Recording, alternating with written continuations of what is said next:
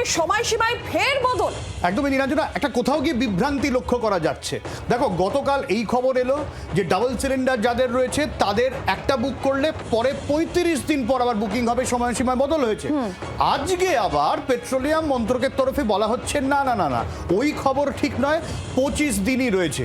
ফলে 24 ঘন্টার মধ্যে এই ভুল বদল তা নিয়ে নতুন করে বিভ্রান্তি ছড়াচ্ছে নিরঞ্জন। একদমই। তবে সিঙ্গেল সিলিন্ডারের ক্ষেত্রে কিন্তু 25 দিনের নিয়মই কার্যকর থাকছে। অন্যদিকে উজ্জ্বলা যোজনার গ্যাসে বুকিং 45 দিন পর।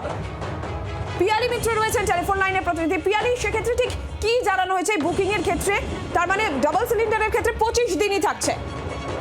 একেবারে দেখো, একা পেট্রোলিয়াম মন্ত্রক তার সঙ্গে সঙ্গে পিআইবির তরফ থেকে যেটা স্পষ্ট করা হচ্ছে যে গতকালকে বিভিন্ন মহলে এটা দাবি করা হয়েছিল যে এই যে সময়সীমা সেটাতে পরিবর্তন আনা হয়েছে এবং সেখানে 45 দিন যারা প্রধানমন্ত্রী উজ্জ্বলা যোজনা তাদের ক্ষেত্রে 45 দিন করা হয়েছে, 25 দিন থেকে বাড়িয়ে 35 দিন করা হয়েছে ডাবল সিলিন্ডারের ক্ষেত্রে। সেই জায়গা থেকে তারা ক্লারিফিকেশন দিয়ে মন্ত্রকের তরফ থেকে যেটা বলা হচ্ছে যে এক্ষেত্রে কোনো পরিবর্তন আনা হয়নি। 25 দিন আরবান এরিয়ার ক্ষেত্রে 25 দিন, সেটা প্রধানমন্ত্রী উজ্জ্বলা যোজনা হোক বা এমনি কোনো সিঙ্গেল সিলিন্ডার বা ডাবল সিলিন্ডার, সেটা 25 দিন। এবং গ্রামীণ এলাকার ক্ষেত্রে যেটা 25 দিন ছিল সেটা 25 দিনই থাকছে। সেই দিনের মধ্যে অর্থাৎ এলপিজি রিফিলিং এর বুকিং এর ক্ষেত্রে কোনো রকম টাইম লাইনে বদল আনা হয়নি, মনটাই তারা জানাচ্ছেন। ধন্যবাদ পিয়ালি। আর এই প্রসঙ্গে মমতা বন্দ্যোপাধ্যায় মুখ্যমন্ত্রী আজ কি বলেছেন শুনি।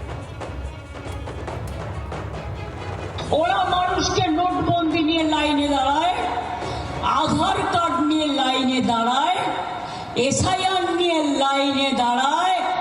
এবার বলছে গ্যাস দুটো যদি আপনি বুক করতে চান 35 দিন লাগবে।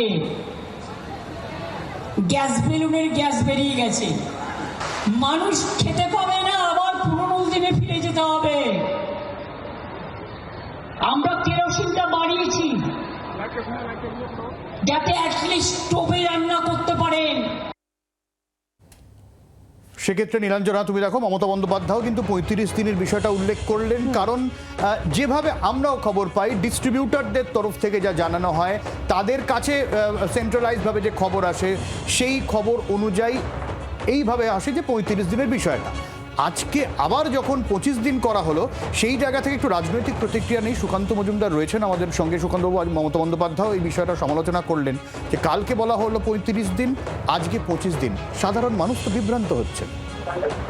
দেখুন, প্রথম কথা, এই সমস্ত ব্যবস্থা যে নেওয়া হচ্ছে যাতে গ্যাসের কালোবাজারি না হয়। পশ্চিমবঙ্গে তো কালোবাজারি করার লোকের অভাব নেই। পশ্চিমবঙ্গে তৃণমূল কংগ্রেসের যে সমস্ত নেতারা গ্যাসের কারবার করে তারা সবাই একটা মমতা বন্দ্যোপাধ্যায়ের নির্দেশে কৃত্রিম ক্রাইসিস তৈরি করার চেষ্টা করছে, এবং সেই কৃত্রিম ক্রাইসিস যেন তৈরি না হয় সেই জন্য সরকারের তরফ থেকে এই ধরনের স্টেপ বা পদক্ষেপ নেওয়া হচ্ছে যাতে করে সাধারণ মানুষের কোনো অসুবিধা না হয়। আপনি বলছেন ক্রাইসিস নেই? ক্রাইসিস, যুদ্ধকালীন পরিস্থিতিতে যে ধরনের ক্রাইসিস হওয়ার কথা সেই ধরনের ক্রাইসিস এখনো হয়নি। আমাদের সরকার, নরেন্দ্র মোদী সরকার, এই যুদ্ধকালীন পরিস্থিতিতেও যেভাবে গ্যাসের যোগান বজায় রেখেছে সেটা অভূতপূর্ব। অনেক ধন্যবাদ সুকান্ত বাবু।